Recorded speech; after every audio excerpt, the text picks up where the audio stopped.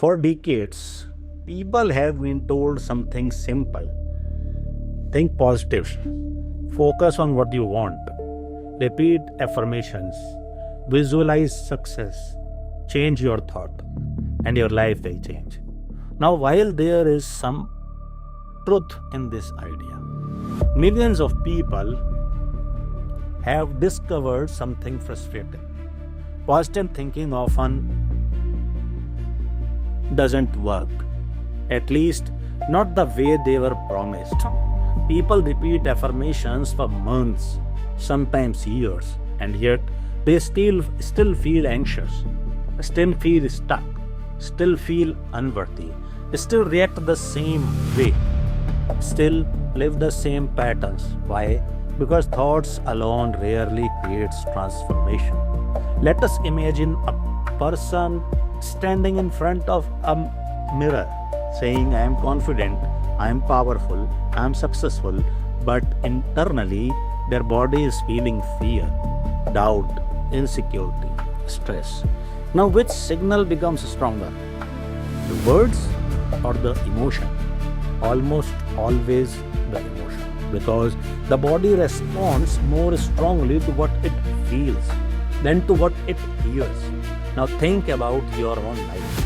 Have you ever tried convincing yourself of something while emotionally feeling the opposite?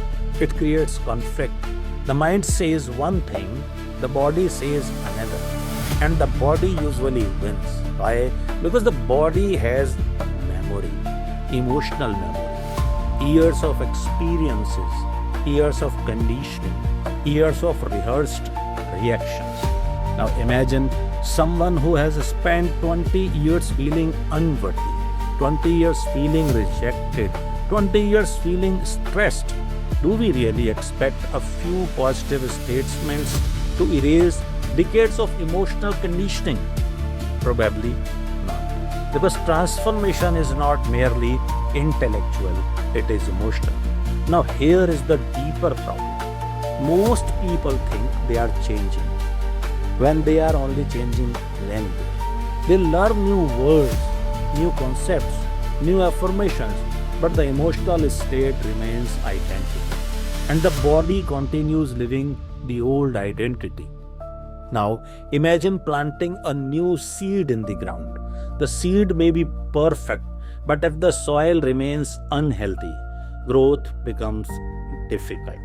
Thoughts are like seeds, emotions are like soil, and transformation requires both. Now, this explains something fascinating. Many people know exactly what they should do. They know the habits, they know the strategies, they know the advice, yet they don't change. Why? Because information alone rarely overcomes emotional conditioning. The mind understands, the body resists. Now think about fear. Fear is not just a thought. Fear is a state, a chemistry, a pattern, a biological experience. And as long as the body keeps rehearsing fear, the future continues looking like the past. Now imagine a different approach. Instead of only changing thoughts, you begin changing emotional states. Instead of repeating I am confident, you begin experiencing confidence. Instead of repeating I am grateful, you begin generating gratitude. Instead of repeating I am free, you begin feeling freedom. Now something powerful happens. The body starts receiving a different experience, not just a different sentence, a different state. And states create change. Now let us take a simple example. Imagine two people saying I can do this.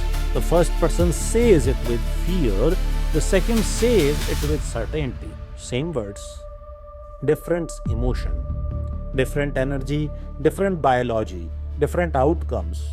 Because words carry meaning, emotions carry power.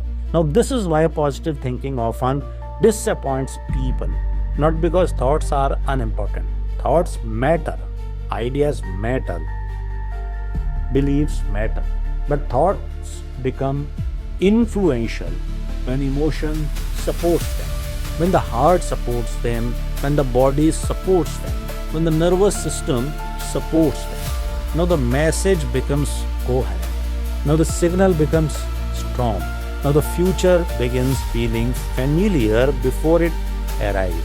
And that changes behavior. Now understand something important.